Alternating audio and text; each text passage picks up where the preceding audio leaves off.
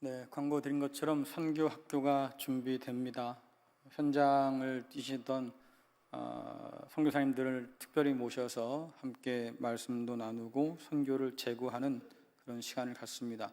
함께 참여하셔서 선교가 무엇인지 다시 한번 새기고 또 더 보다 선교다운 선교를 위해서 애쓰는 우리 교회 되면 참 좋겠습니다.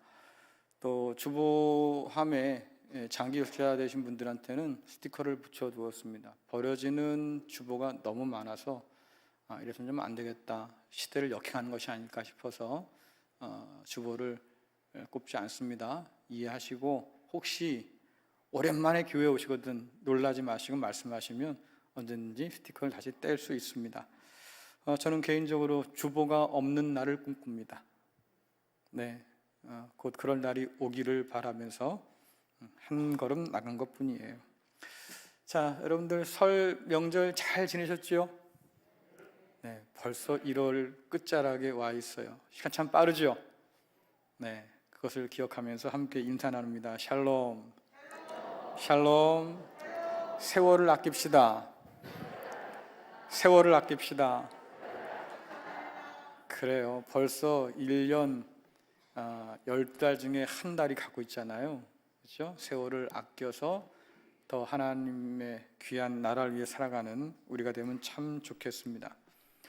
연말연시가 되면 서점가는 다가오는 새해를 분석하고 진단하고 또 예측한다는 여러 책들이 고개를 내밉니다.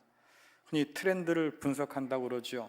올해 무엇이 유행할런지, 앞으로 뭐가 대세가 될 건지 많은 사람들이 관심을 참 갖고 이 책들을 살펴봐요.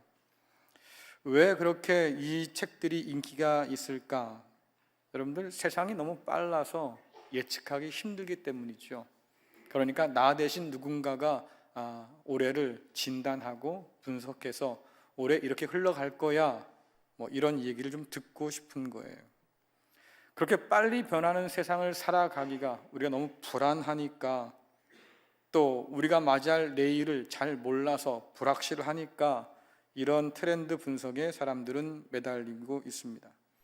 사람뿐 아니라 기업도 이런 트렌드 분석에 굉장히 민감하게 굴어요. 왜냐하면 사람들의 생각이 어디로 흘러가는지, 무엇을 필요로 하는지 미리 기업이 알아야만 그 사람들 입맛에 맞는 제품들을 만들어내겠지요. 그래서 그 제품을 또 만들고 팔아야만 그 기업이 이윤을 얻고 또 지속 가능한 기업으로 설 수 있지 않겠습니까? 만약에 이윤을 계속해서 만들어내지 못한다고 하면 결국 그 기업은 도태되고 사라지겠지요. 그러니까 내일을 알 수 없는 이런 시대 가운데 뭔가 알 수 있는 조그마한 단서라도 있다고 하면 그것을 붙들고 기업은 씨름하고 있는 거예요. 근데 이런 기업이 그냥 수동적으로 누군가 분석해 준 것만 받아 안는 것이 아니고요. 뭐 돈도 있으니까 여론을 형성하기도 하고 또 뭔가 광고를 통해서 특정한 소비 트렌드를 만들어내기도 합니다. 다시 말하면 소비자들로 하여금 그 물건을 사도록 유도한다고 하는 거죠. 요즘에 그런 광고 기법들이 참 많잖아요. 지난 월드컵이 있었는데요. 그 월드컵을 전후로 사람들이 계속 보았던 광고가 있어요. 지금이야말로 더 고화질의 더 큰 TV로 바꾸십시오. 지금이 적기입니다. 이런 광고를 아마 여러분들 TV를 통해서 계속해서 보고 계실 겁니다. 그 광고 덕분인지 많은 사람들이요, 보던 TV 버리고요, 새로운 큰 TV를 장만했다고 그래요. 저희 집 TV는 10년 전에 파리채로 파리를 잡다가 화면 한 부분이 망가졌어요. 근데 그냥 볼만 했습니다. 그래서 봤는데 이게 점점 커지더라고요. 그래서 나중에는 화면을 제대로 볼 수 없을 만큼 커졌어요. 집사람이랑 같이 얘기를 좀 나눴습니다. 이거 바꿉시다. 아니면 고칠까요? 그러다가 일단 고치기로 했어요. 아니, 파리 잡다가 TV가 날아갔으니 얼마나 아깝겠습니까? 고치려고 하니까 거기서 그러더라고요. 아유, 고치는 비용 더 드니까 차라리 하나 사세요. 좀 속은 쓰린데 어쨌든 뭐 어쩔 수 없다고 하니까. 그래서 전시 제품을 좀 싸게 준다고 해서 그걸로 바꿨습니다. 10년 전의 일이에요. 그리고 지금까지 아무런 불평 없이 잘 썼어요. 근데 어느 날 제가 TV를 보다 보니까 우리도 바꿀까? 왜? 지금이 고화질로 바꾸기 딱 적당한 때라고 그러니까 제 마음 가운데 그런 생각이 슬쩍 일어나더라고요. 그래서 제가 제 아내한테 그랬습니다. 여보, 팔이 또 안 잡아? 또 망가지면 그 핑계김에 바꾸려고. 집사람이 그러더라고요. 안 잡아요. 제가 왜 이 말씀 드릴까?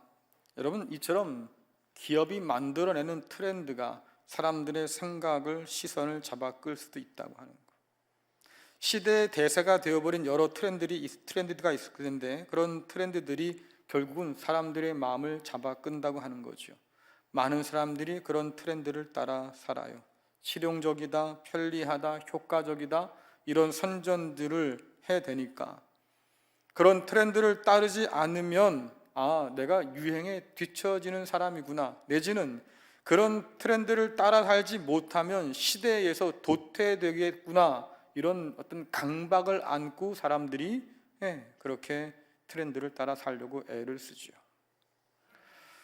코로나 시기는 온 세상의 격변기였습니다. 세상이 많이 달라졌지요. 어차피 올 세상이라고 하지만 그러나 그 속도를 더 빨리 앞당겨서 사실은 우리는 준비되지 않은 채로 이 세상을 맞이하게 되었어요. 이런 세상 안에 있는 교회는 다를까? 여러분, 교회도 마찬가지입니다. 똑같이 불안하고 똑같이 위기를 겪고 있어요. 기업만 앞으로 우리가 지속 가능할 수 있을까를 고민하는 것이 아니고요, 교회도 이제는 그런 고민을 안고 산다고 하는 얘기입니다. 여러분, 우리 교회가 50년 이후에 여기에 있을까요? 나는 없어도 우리는 있어야지 않겠습니까? 뭐 이렇게 생각할 수 있겠는데 50년? 그럼 100년 후에는요? 있을 수 있어요? 도대체 무슨 근거를 가지고 이렇게 장담하는 거예요? 여러분, 지금 출산율로 따져도요, 우리 교회 없어져요. 그렇죠? 자연적으로 교회가 사라진다고요. 지금의 출산율이 점점 더 올라가지 않는 이상은 교회의 자리가 비기 시작할 거고, 그렇죠? 들어오는 사람이 점점 줄어들 거고, 나이 들어 돌아가신 분은 점점 많아질 거고, 결국 50년, 100년 후에 교회가 이 자리에 있을까? 모르겠습니다. 장담하기가 쉽지 않은 그런 상황이죠. 게다가 우리가 마주 대하는 이런 상황들은 그렇게 호락호락한 상황들이 아니어서 교회는 지금 사실 당황하고 있는 중이에요. 어떻게 이 시대를 살아갈 수 있을까? 어떻게 이 시대 가운데서도 하나님이 주신 사명을 붙들고 살아갈 수 있을까? 사실은 근심하고 고민하는 중에 있습니다. 이러한 시대의 변화 속에서 교회가 처한 현실을 좀 더 자세하게 들여다보고 앞으로 교회가 마주할 내일들을 예측하는 책들이 몇 가지 나왔는데요, 그 중에 하나가 한국교회 트렌드 2023이라는 책이었습니다. 저도 이 책을 읽어봤는데 코로나 이후를 맞이한 한국교회가 앞으로 어떻게 될런지, 또 우리가 그런 세상을 대비해서 어떻게 준비해야 될런지 여러 가지 자료를 통해서 설득력 있게 제시해 주고 있습니다. 예를 들자고 하면 이미 고령화 사회로 접어든 교회 안에 있는 고령층, 노령화된 사람들을 어떻게 돌볼 수 있을까? 이전 세대와는 전혀 다른 세대라고 그러지요. MZ 세대로 불리는 우리 자녀 세대에게 어떻게 복음을 전해줄 수 있을까? 너무나 많은 관계로 피곤해 지친 사람들이 더 이상 관계를 맺기를 싫어해요. 그래서 가장 핵심적인 관계만 남기고요, 다른 관계를 다 끊어내는 세상인데, 이런 시대 가운데 어떻게 우리가 그리스도 예수의 한 몸 된 교회로 서로 연결지어서 살아갈 수 있을까? 이런 고민들을 우리에게 던져주지요. 이전과 많이 달라진 사회와 교회의 흐름을 파악해서 우리로 대비하게 해주는 그런 유익이 있더라고요. 아마 이미 읽어본 분도 계시겠지만 혹시 관심 있는 분 계시면 목회자든 당회원이든 아니면 관심 있는 성도든 한 번쯤은 사서 읽을만 하겠다 싶어요. 이 책을 읽다 보면 교회 공동체가 경계해야 할 트렌드에 대해서도 몇 가지 소개해주고 있습니다. 예를 들자고 하면 요즘 한 교회에 소속되기를 거부하는 성도들이 점점 더 늘어간다고 해요. 일명 가나안 성도들이 있다고 하는데요, 뒤집으면 나 교회 안 나가 성도들이에요. 예배는 정상적으로 드려진다고 하지만 이분들은 교회를 나올 생각을 별로 하지 않는 사람들, 대신에 인터넷 쇼핑을 하던 서핑을 하던 것처럼 말입니다. 여러 교회 설교들을 들어보고 자기 입맛에 귀에 괜찮은 설교들을 따라서 돌아다니는 사람들이 있어요. 그것이 오늘날 교회의 아주 큰 흐름으로 지금 자리 잡아가고 있다, 이런 평가가 나오죠. 나는 영적이지만 그러나 종교적이지는 않습니다. 그래서 교회 안 다녀요, 안 나가요, 이런 사람도 점점 더 늘어간다 그래요. 그러니 우려할 수밖에 없겠지요. 왜? 많은 사람이 교회 공동체에서 혹은 십자가 복음에서 점점 더 멀어진다고 하니 교회로서는 걱정할 수밖에 없잖아요. 한편 영상을 통해서 원하는 설교를 찾아 듣는 사람들이 많아지다 보니까 그 어느 때보다도 교회 안에 설교가 지나치게 중요해진다는 증거들이 점점 더 드러나고 있습니다. 심지어 교회 간의 격차가 더욱더 벌어지면서 이제는 교회들이요, 연합하기보다는 각자 도생의 길로 그렇게 나아가고 있다고 이 책은 진단해 주고 있습니다. 읽다 보니 좀 씁쓸해요. 이젠 목사의 설교가 하나님 말씀을 전하는 그런 도구가 아니고요, 다른 교회와 비교해서 우위를 점해야 되는 경쟁의 도구 내지는 비교의 수단이 되고 있다고 하는 것, 여러분들은 하나님 말씀을 과연 어디서 듣게 될까요? 여러 교회 설교들을 듣다 보니까 서로 비교하게 되겠죠. 사람이니까. 그렇죠? 그러다 보니까 한 교회 매일 이유를 더는 찾지 못하는 사람들이 늘어가요. 교회 역시 빈익빈 부익부의 어떤 희생양이 되어가고 있는 것이 너무나 가슴 아파요. 자립할 수 없는 교회들을 위해서 저희 교회는 여러모로 도우려고 애를 쓰고 있습니다. 하지만 그런 노력과 함께 우리가 뼈저리게 경험하는 현실은 어려운 교회는 더 어려워지겠구나, 있는 교회는 더 갖게 되겠구나, 세상과 별 다르지 않은 그런 교회 생태계를 바라보게 되는 거지요. 이렇게 우려스러운 트렌드들이 교회의 대세가 되어가고 있다는 사실에 오늘날 많은 교회들은 당황하고 있고, 어떻게 하면 이런 현실 가운데서 교회다움으로 설 수 있을까를 지금 고민하고 있는 중입니다. 언제나 그랬던 것처럼 교회는 길을 찾을 겁니다. 그런데 그 길이 과연 우리를 하나님 앞에 세울 수 있는가는 따져봐야 하겠지요. 교회 안에 흐름으로 잡혀 있는 그런 대세의 길들이 여전히 남아 있겠지만, 그러나 그것이 하나님 보시기에 온전한가, 혹은 우리를 하나님 앞에 세우는가는 한 번쯤은 질문하고 볼 일이잖아요. 대세가 되어버렸다고 해서 이런 트렌드들을 교회가 아무런 생각 없이 그냥 따라가야 될까? 이런 변화의 급물살에 우리도 몸을 함께 던져 넣어야 할까? 변화하는 세상에서 받아들일 것은 도대체 뭐고, 우리가 경계하며 저항할 것은 또 뭘까? 여러분, 이 부분들을 교회가 생각하지 못하면 우리 역시도 그냥 세상 세파에 흔들리고 떠내려갈 수밖에 없지 않겠나 싶어요. 일찍이 주님께서 세상 방식에 대해서 우리에게 경계하셨지요. 많은 사람들이 걸어가는 넓은 길을 피해가라고 우리에게 말씀하셨습니다.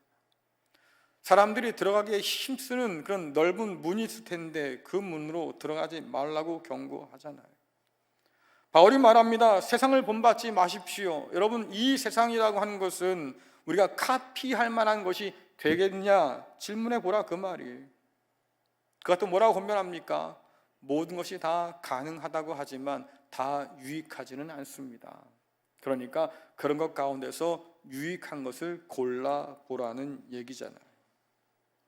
이처럼 당시에도 세상의 주류 문화는 본받고 싶고 따르고 싶을 만큼 매력적이었다고 하는 거죠. 그 당시 사람들에겐 대세가 되는 트렌드였다라고 하는 거예요. 그러니 오늘 우리도 이런 주님의 말씀을, 성경의 말씀을 기억하면서 오늘의 현상들을 잘 살펴볼 필요가 있습니다. 우리가 그러기를 거부한다고 하면, 혹은 게으르다고 하면 결국 우리도 세상 흐름에 휩쓸려서 쓸려가기 때문이지요. 이미 그런 일들은 시작됐고 우리 가운데 일어나고 있으니 더 경계할 필요가 있다고 생각이 들어요. 오늘 우리가 읽은 예레미야 말씀은요, 멸망 직전이었던 유다 백성에게 주신 하나님의 말씀이었습니다.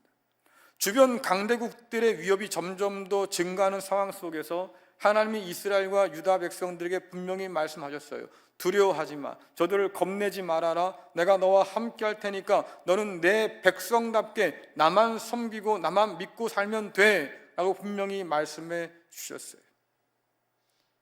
이사야에서 보니까 하나님 뭐라고 말씀하십니까? 저들이 대단해 보이겠지. 하지만 연기 나는 부직갱에 불과해. 결국은 다 뭐예요? 하나님의 손 아래, 주권 아래 있는 나라들이니까 너희들은 염려할 것 전혀 없다라고 말씀하셔요. 그들이 그렇게 크게 보이거들랑 그들보다 더 큰 나를 의지하렴 하나님께서 그렇게 말씀하시지요. 그런데 이스라엘과 유다의 지도자들이 하나님 말씀을 신뢰하지 못합니다. 너나 없이 강대국을 찾아가서 그 앞에 엎드려 충성을 맹세하지요. 우리를 도와주면, 우리를 보호해주면, 당신의 우산 안에 우리를 품어준다고 하면 내가 당신을 나의 영원한 왕으로 섬기겠습니다. 아주 맹세까지 해요. 여러분, 영원한 강대국이 어디 있어요? 역사 가운데 제국이라 불렸던 나라 몇 개 안 되는데요, 다 망했습니다. 세계 최강국이었다고 하는 로마 이미 망한 지 오래잖아요. 그렇죠? 오늘날 강대국이라는 중국, 미국, 무슨 러시아 괜찮을까요? 경제가 어려워지니까요. 그들도 지금 흔들흔들 거리잖아요. 그래요.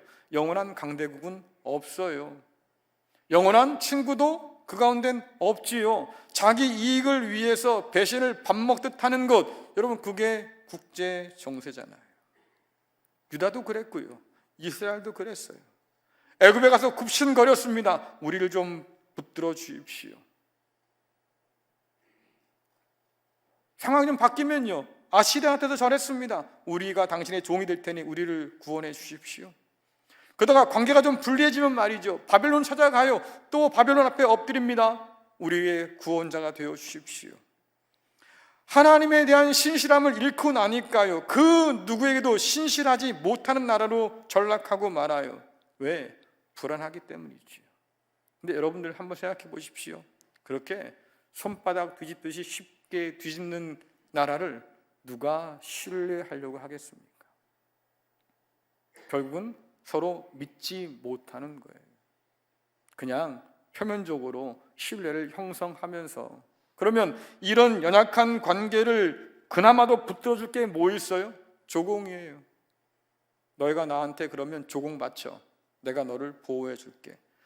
정말로 어마어마한 조공을 바쳤는데요, 나중에 바칠 게 없으니까 어떻게 합니까? 성전에 있는 녹기둥 빼서 갖다 바치고요, 금 다 벗겨서 말입니다, 그걸로 조공을 대신 갖다 바칠 만큼 얼마나 비참합니까, 여러분들? 그것뿐만이 아니에요. 너희가 나한테 충성을 맹세하는 걸 보여줘. 어떻게 하면 되겠습니까? 우리 우상들을 갖다가 너희 앞에 두고 너희가 매일마다 이 제국과 황제의 번영과 평화를 위해서 기도해라. 그러면 내가 너희의 충성을 믿어줄게. 그래서 제국들의 신들을 가져다가 섬기기 시작했습니다. 하나님의 거룩한 백성이 되기를 포기하고 나니까, 강대국의 종이 되고 나니까 이제는 이스라엘과 유다가 말입니다, 하나님 보시기에 가증한 우상들을 잔뜩 갖다 놓고 섬기기 시작했어요. 유다 말기 이 예레미야 시대 때는요, 예루살렘 성전에 그 우상들을 가져다 놓고 제사장들이 앞장서서 분향하며 섬겼다고 고발하고 있습니다. 여러분, 이것이 이스라엘과 유다 말기 영적 트렌드였어요. 나라의 지도자뿐만 아니라 제사장들까지 우상을 섬기고 사니까 백성들이야 말할 게 없겠지요. 온 나라에 이방 우상을 섬기는 것들로 가득하게 되었다고 하는 거예요. 제국의 신들을 섬기지 않으면 그 시대에서 뒤떨어질 것처럼 그런 불안을 안게 되는 거고, 제국에게 충성을 바치지 아니하면 결국 우리는 망할 수밖에 없겠다는 불안 앞에 그들이 무릎 꿇은 거죠. 어떻게 하나님 백성이 이렇게 변할 수 있을까? 유행이라고 하는 시대 문화 앞에서 그들이 무릎 꿇었기 때문에 결국 이런 일들이 벌어지는데, 곰곰이 생각해 보면 여러분, 이런 트렌드가요 결코 새로운 것이 아니라는 사실이에요. 최초의 타락 한번 생각해 보십시오. 하나님께서 최초의 성전으로 에덴을 만들어 두시고요, 거기에 제사장으로 아담과 하와를 두셨습니다. 그런데 이 아담과 하와가 하나님 말씀에 순종한 것이 아니고요, 뱀의 말에 귀를 기울이고 뱀을 용납합니다. 그래서 타락이 일어나지요. 하나님의 성소인 에덴이 더럽혀지니까 그들을 어떡합니까? 추방했어요. 이런 패턴이 아담 이후에 인류의 고질적인 그런 병으로 남게 되었습니다. 출애굽 이후에 하나님께서 시내산에서 그 백성을 만나셔서 그들에게 하나님의 말씀을, 율법을 주겠다고 약속하셨지요. 여러분, 그 율법을 받는 동안 이스라엘 백성이 뭐 했어요? 산 밑에서 황금 송아지 우상을 만들었어요. 뭐라고 합니까? 우리가 가나안으로 갈 게 아니고 다시 애굽으로 돌아가야 돼. 그렇죠? 그래서 그들이 우상 숭배자가 되었습니다. 이런 이스라엘을 그냥 광야에서 죽든지 말든지 내버려두면 될 텐데, 그래도 하나님이 긍휼이 참 크신 분이어서 말이죠, 이들을 이끌고 기어이 가나안 땅을 허락해 주셨습니다. 그 가나안 땅에 정착한 사사시대 때, 그리고 왕정 이후에 예루살렘 성전을 지은 이후에도 이스라엘은 여전히 주변 나라 민족들이 섬기는 우상에 빠져 살았어요. 여러분, 사사기 읽다 보면 그런 말씀 나옵니다. 이스라엘 백성들이 하도 우상 섬기니까 하나님께서 그들을 이방인 손에 넘겨주셨어요. 너희들도 결국 이방 사람처럼 그들의 신이나 섬기며 살라고, 못 살겠다고 하나님 힘들다고 우리 좀 구원해달라고 그렇게 그들이 부르짖을 때 하나님께서 뭐라고 그러십니까? 니들이 믿던 신들한테 얘기해봐 그랬더라고요. 하나님도 빈정상한 거예요. 왜? 내가 너희에게 이렇게 큰 은혜를 줬는데 어떻게 너희가 이방 우상들에게 눈을 돌리고 사냐? 여러분, 이처럼 우상 숭배는 당시 이스라엘에 유행했던 대세 문화였고요, 동시에 멸망의 가장 큰 원인이기도 했어요. 성경의 이름이 우리가 들으면 알만한 걸출한 예언자가 참 많은데 그 예언자들이 다 유다 말기 때 등장을 했습니다. 멸망 직전에 하나님께서 예언자들 이스라엘 백성에게 보내주신 거죠.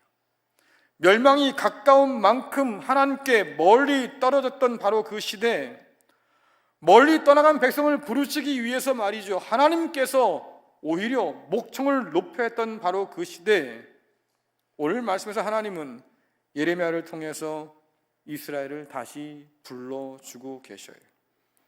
여러분들, 예레미야 6장 16절부터 17절 말씀 우리 함께 읽겠습니다.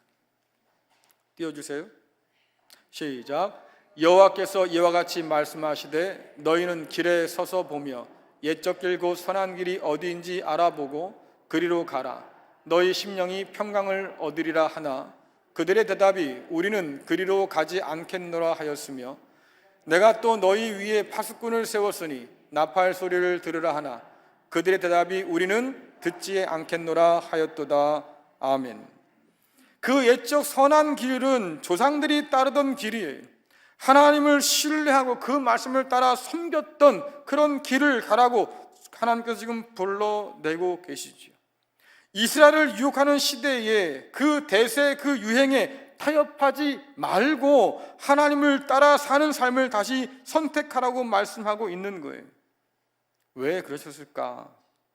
예레미야 시대 때 혹은 유다 말기 시대 때 그 옛적 길을 기억하는 사람이 아무도 없었기 때문에, 그 길을 걷는 사람이 아무도 없었기 때문에 우상을 숭배하는 그 대세에 밀려서 말이죠, 안타깝게도 사람들의 기억 속에서 잊혔기 때문에 하나님이 다시 말씀하시는 거지요. 그 옛적의 그 선한 길로 다시 돌아오면 너희가 평강을 얻을 거야. 강대국 사회에서 이리 치고 저리 치고 그래요. 그렇게 불안하게 살지 않아도 될 거야. 왜? 내가 주인이니까. 내가 너를 붙들어 줄 거야. 하나님께서 지금 초청하시는데 여러분, 대답이 뭐예요? 뭐라고 대답합니까? 우리는 그리로 가지 않을 겁니다. 몰라서 못 가는 게 아니에요. 아는데 가기 싫어요. 지금 거절하는 거죠. 하나님이 이런 이스라엘을 다시 부르기 위해서 말입니다, 파수꾼을 세워요. 예언자들을 보냈습니다. 여러분, 얼마나 많은 예언자들이 와가지고 말입니다, 이 하나님 말씀을 전했겠어요. 제발 살 길을 찾아 돌아오라고, 하나님을 기뻐했던 그때로 다시 돌아오라고 말이죠. 그렇게 권했는데 오늘 뭐라 그럽니까? 우리는 듣지 않을 겁니다. 성경 예언서 곳곳을 읽어보면 이런 이스라엘의 불순종을 슬퍼하시는 하나님의 모습을 우리는 어렵지 않게 만나볼 수 있어요. 내가 너희를 부르고 불렀지만 너희는 끝끝내 내게서 멀어져 갔구나. 내가 수없이 나의 종들을 보내서 너희를 내게로 돌아오라고, 그래야 산다고 얘기했지만 너희는 내 말을 듣기를 거절했구나. 여러분, 기준이 없어서 망하는 것이 아닙니다. 기준을 버렸기 때문에 망하는 거예요. 하나님의 경고가 없었기 때문에 그들이 망한 것이 아니고요, 그 경고를 들으려 하지 않았기 때문에, 의지적으로 눈 감고 의지적으로 귀를 닫았기 때문에. 제가 가끔 하는 말이 있어요. 잠을 자는 사람을 깨우기는 쉽습니다. 그렇죠? 근데 잠을 자는 척하는 사람을 깨우기는 힘들어요. 왜? 아무리 흔들어도 눈을 뜰 의지가 없는 거죠. 깨워봐라, 난 안 된다. 똑같은 거예요. 하나님께서 이스라엘 백성에게 말씀하셨는데요, 들으려고 하지 않아요. 떠들어라, 나는 관둔다. 나는 그 길로 가지 않을 겁니다. 나는 그 말을 듣지 않을 겁니다. 여러분들, 따라가서는 안 될 것들을 분별하라고 말씀하시는데 그들이 뭐라고 그럽니까? 나는 분별할 필요가 없어요. 왜? 나는 이 길이 너무나 좋으니까 나는 그냥 걸어갈 겁니다 라고 얘기하는 거죠. 문제는 이런 상황들이 오늘 이 시대에도 똑같이 펼쳐지고 있다고 하는 거예요. 신약 성경에 이르면 바울이 이스라엘 향한 하나님의 이런 경고와 심판이 결국 오늘 우리를 위해서 기록되었다고 말하죠. 자, 고린도전서 10장 11절 12절 함께 읽겠습니다. 시작. 그들에게 일어난 이런 일은 본보기가 되고 또한 말세를 만난 우리를 깨치기 위하여 기록되었느니라. 그런즉 선줄로 생각하는 자는 넘어질까 조심하라. 아멘. 이 말씀의 배경은 우상 숭배가 남겨 있습니다. 바울의 때도 우상 숭배는 거부할 수 없는 그 시대의 트렌드고 가장 큰 대세 문화였어요. 여러분, 당시 로마를 상대로 무역했던 곳이 어디입니까? 이 항구 도시 고린도잖아요. 그러니까 고린도는 온갖 신들을 다 섬겼어요. 그 도시를 지켜준다고 했던 수호신도 섬겼고, 그리고 황제를 신으로 섬겨서 예배했던 그런 제단도 있었고요. 또 항구 도시 특성상 오고 가는 많은 사람들이 가지고 다녔던 신들이 있지 않습니까? 이 모든 신들이 다 모여있던 지역이 바로 이 고린도였어요. 여러분, 고린도 지역에 복음이 전파되고 많은 사람들이 주님께로 돌아와서 교회가 형성되었지만 그 모든 사람이 누굽니까? 우상 숭배하는 삶에서 부름받아 나온 사람들인 거예요. 그러니까 고린도의 이 우상 숭배 문화는 낯선 것이 아니어서 굉장히 익숙한 문화였다가 언제나 유혹받기 쉬웠던, 이 고린도에서 살려고 하면, 삶을 계속 이어가려고 하면 우상 숭배 문화와 얽히지 않으면 살 수 없을 만큼. 예를 들면 말이죠, 어느 날 거래처 사장이 전화가 와요. 이번에 우리 집에서 잔치를 할 건데 자네 좀 와서 같이 즐길 수 있어? 거래처 사장이 부르는데 안 갈 수가 있어야지. 그렇잖아요. 근데 가면 뭐 할 거예요? 네, 우상 앞에 먼저 제사를 드리고요, 그리고 그 음식을 함께 나누면서 이러저런 사업 얘기도 하고 축제를 벌이는 거예요. 여러분 같으면 가시겠어요? 안 가시겠어요? 예? 안 가면 일 떨어지고요, 문 닫아야 된다고요. 갈 거예요? 말 거예요? 안 갈 수가 없잖아요. 먹고 살아야 될 텐데 어떻게 안 가요? 그러니까 또 가. 그래서 말입니다, 우상한테 제물 드린 거 그거 또 먹고 마시고 뭐 이런 얘기 나와요. 그러면서 하는 말이 뭡니까? 나는 믿음이 강한 사람이야. 하나님은 이런 우상과 상관없지, 이거 다 가짜들이니까 상관없어, 이러는데 교회 가운데 누군가는 믿음이 연약해서 뭐라 그래요? 아니, 저 인간이 가가지고 우상한테 제사도 드리고 그들과 함께 먹고 마시고 이거 큰일 날 사람이네, 이러고 있는 거죠. 이게 교회 안에서 갈등이 되는 거예요. 그런데 바울이 볼 때 무슨 얘기 하는 겁니까? 고린도 교회 너희들도 우상을 섬기다 심판받은 이스라엘 백성처럼 그런 위험 가운데 놓여 있으니 주의하라, 그 말이에요. 그런데 안타깝게도 여러분들, 이 문제에서 오늘 우리도 예외일 수는 없겠다. 최신 트렌드를 따른다는 사람들의 착각 중에 하나가 뭐겠어요? 많은 사람들이 따르는 거니까 나는 안전할 거야, 괜찮을 거야 라는 생각이잖아요. 그렇죠? 그것이 하나님 뜻에 옳으냐 그르냐를 따져보는 게 아니에요. 그냥 많은 사람들이 따라가는 거니까 다수의 힘을 믿는 거지요. 하기야 이 세상이 그렇잖아요. 사람들이 믿는 게 많아지면 그게 진리가 되는 세상이니까. 하나님의 기준으로 봐서 그것이 진리가 아닙니다 라고 말해야 될 텐데, 사람들이 많이 따르니까 진리겠지, 괜찮겠지, 안전하겠지, 그러고 따라가는 거예요. 그러니까 주께서 말씀하시는 거죠. 넓은 길일수록, 넓은 문일수록 조심해야 돼. 사람들이 우르르 몰려가는 그런 길일수록 경계해야 된다라고 말씀하시지요. 그 옛적 선한 길이 무엇인지, 하나님 말씀을 따르는 삶이 무엇인지를 분별해서 그 트렌드를 따를지 거부할지를 결정하라고 하는 거예요. 한국교회 트렌드를 분석했던 그 책은 결론을 그렇게 맺습니다. 본질로 돌아가십시오. 본질로 돌아가십시오. 오늘 예레미야를 통해서 주신 하나님 말씀에 따르면 조상들이 따랐던 그 선한 길, 그 옛적 길로 다시 돌아가라고 하는 거예요. 여러분들, 길이라고 다 길이겠어요? 가지 말아야 할 길이 분명히 있는 거겠지요. 유행이라고 다 유행이겠습니까? 따르지 말아야 할 유행도 분명히 있는 거겠지요. 살 길이 있으면 죽을 길이 있는 것이고요, 흥할 길이 있으면 망할 길이 있는데, 그렇다고 하면 내가 지금 택해 걷는 이 길이 말입니다, 살 길이냐 흥할 길이냐를 한 번쯤은 생각해 봐야 될 거 아니에요. 하나님 말씀하셔요. 그 옛적 길로 너희들이 돌아와야만 평강을 얻을 거야 말씀하시는데, 오늘 우리가 따르려고 하는 길은 도대체 뭘까? 어느 가수가 그렇게 노래 불렀습니다. 유행 따라 사는 것은 제멋이다. 근데요, 여러분, 주님을 따라 사는 건 생명이에요. 그냥 넘어갈 일이 아니다, 그 말이에요. 반드시 묻고 따지고 이것이 하나님께서 보시기에 옳은 것인가를 판별해야 되는데, 오늘 이스라엘 백성이 뭐라고 그래요? 그러기 싫어요. 그냥 냅둬요. 알아서 할게요. 이것이 오늘 우리의 현실일 수도 있겠다. 오늘 우리는 이 예레미야의 말씀을 통해서 무슨 음성을 들을까?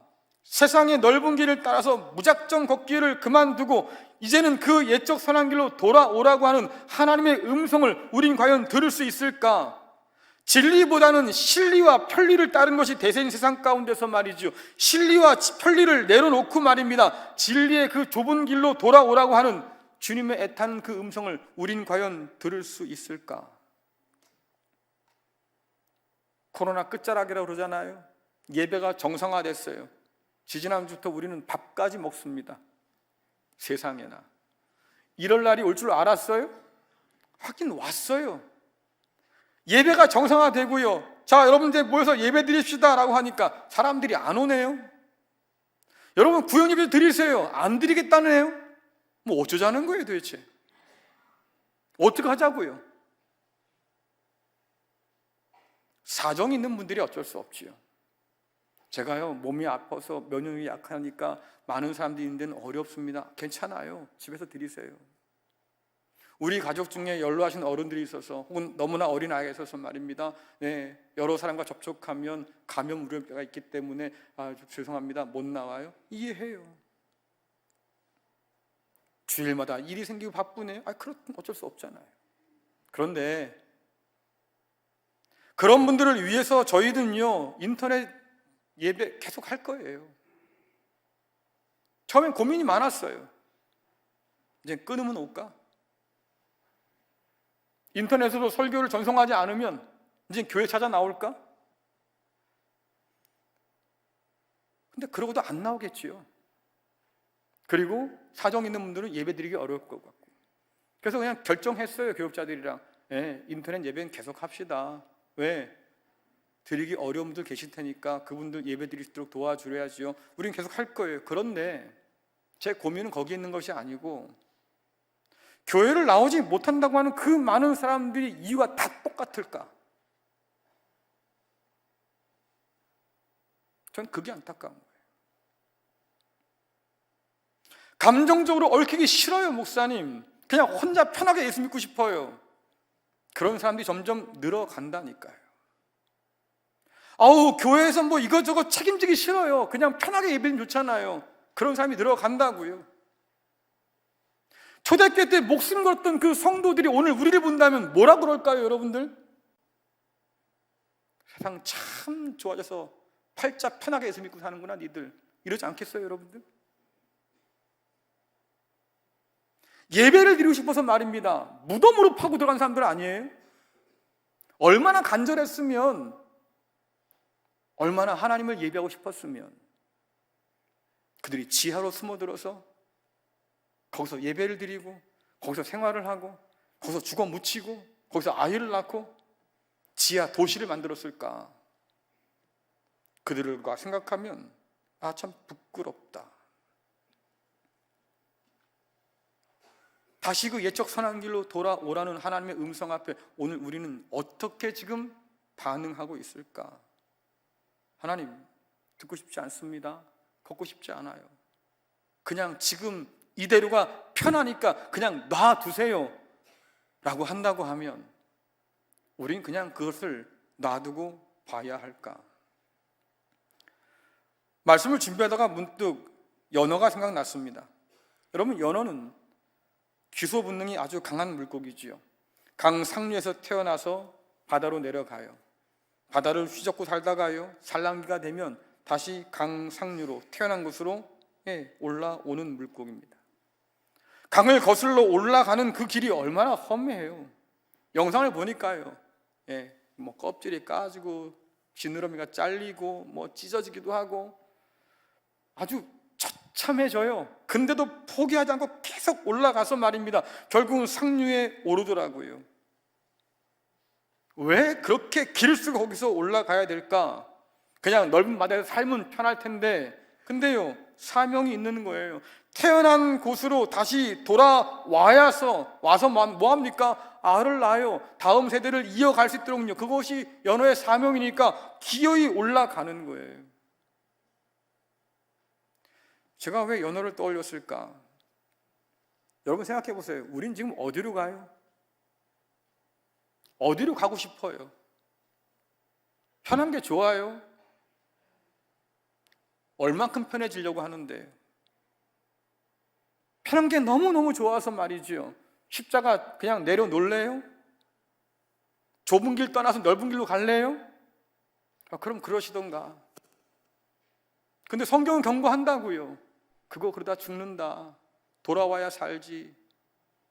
세상 길 따라 살지 말고 하나님 말씀 따라 순종해야 살지. 여러분, 그 길로 하나님 지금 돌아오라고 초청하고 있는 거예요. 다시 진리로 하나님을 예배하는 일, 다시 전심으로 하나님을 찾으며 기도하는 일, 하나님을 경외함으로 삶을 살아가며 순종하는 일, 그곳으로 저와 여러분을 지금 불러주신다고요.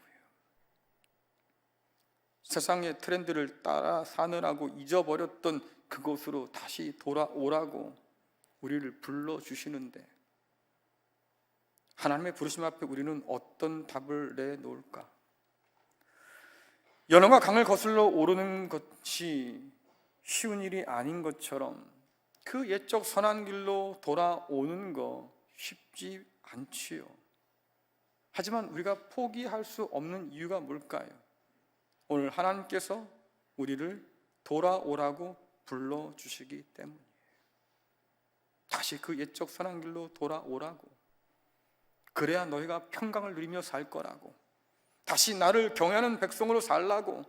우상 숭배 내려놓고 다시 내 백성으로 살라고 하나님께서 우리를 불러주시기에 우리가 포기할 수가 없는 거지요.